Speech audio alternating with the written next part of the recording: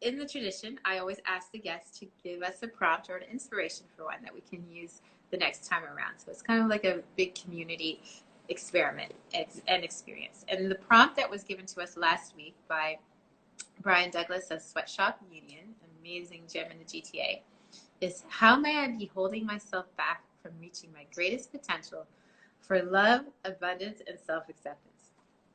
A big, big prompt. So, Amy, I'm going to throw it to you. If you can tell me what your experience was with this experience, this Flow to Grow practice this week. You know, what I love the most about this prompt is sometimes we don't, well, many times we don't think about how we're holding ourselves back, right? We focus on how to push ourselves forward.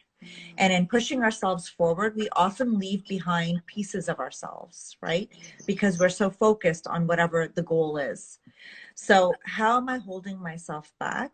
It's so powerful for me because it really gives you the ability to introspect and think about the things that you're doing to really hold yourself back.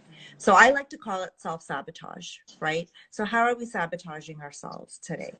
And so when I look at that and I think about it from a perspective of personal growth, one of the pieces of what I've really pushed on my clients out there, especially in the last 6 months to a year since this pandemic started, is looking at the fragments within ourselves and understanding them from a non-judgmental point of view.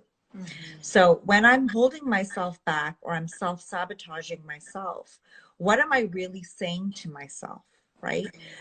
You can look at it from a business perspective.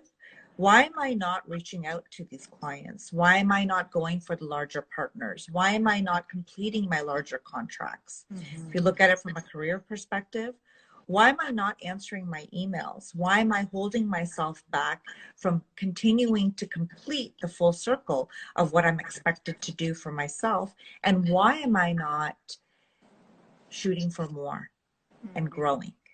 Making myself feel a little bit uncomfortable sometimes to get there. So in holding myself back, I realize sometimes in the discomfort that I feel when I'm growing, maybe in having a tough conversation, whether it's business, career, or at home, whether it's, you know, confronting something that's making me feel not so great about myself, what am I really doing in all of that? It's ultimately self-sabotage, right? But right, and when we're not aware, self-protection too. I mean, it's an interesting thing to kind of think about. Is there an avoidance there? Is there an avoidance there? And can I sit with that? Because I think when we are expanding, it is scary, right? We're so exposed. I know for myself, I can procrastinate. I create new projects that I, distract from the thing that's scarier. I can do all of that. So, and what was the process like for you to just do that process? I think you may have done that with me before, actually, at another event that we went through. But what was that like for you? I have. So for me, I've realized what the meaning of hold the space really means, right? Because when you're holding space, sometimes we do it easily for others, but we don't do it for ourselves. Holding space for myself in that introspective time is so important. What I personally do, and it's something that I know that you do as well, is I practice mindfulness and I practice meditation quite a bit because that gives me that silent space to really allow myself to breathe and be so that I can start to understand why these things are happening within me.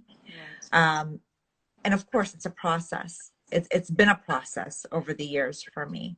It's taken me probably over now, I'd say it's been a decade of this practice to really get to the point where I can practice it daily.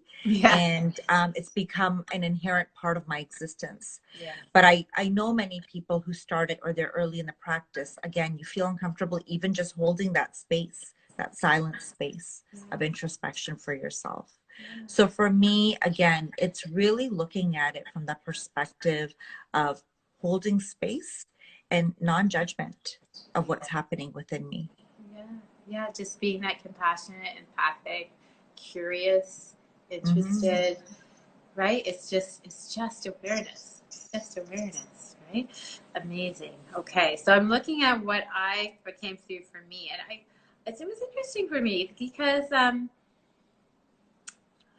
I found it difficult at first because it made me think about taking risks that I've not taken yet, and I feel like I am, although as I kept writing, you know, there were the things I keep talking about that I haven't done yet that I am